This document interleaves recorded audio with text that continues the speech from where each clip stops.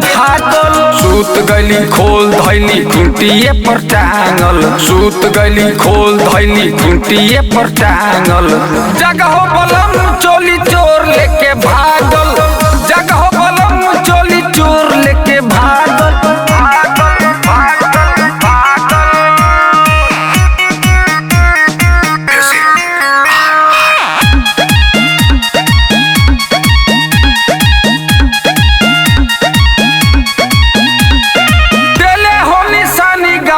के मुँह देखाई में हो गई उधार धन कैसे तो पाई में। हो गई उधार धन कैसे तो पाई में। चले हो निशानी गवाना के मुँह देखाई में हो गई उधार धन कैसे तो पाई में। रखली छुपा के कैसे हाथे ओकरा लागल।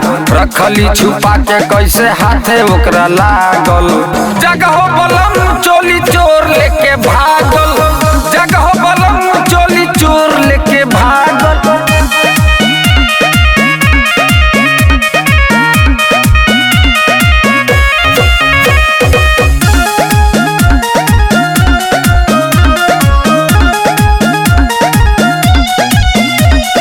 तोहरे ला सोचनी ना होके कौनो दिक्कत। का कही बलबू हम बानी अभी सीखत।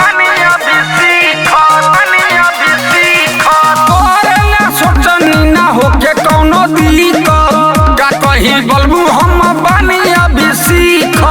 निर्मोही सुनील कहे धैली नहीं छागल। रसिया राधे श्याम के मोती भइल पागल। जगह बलम चोली चोर लेके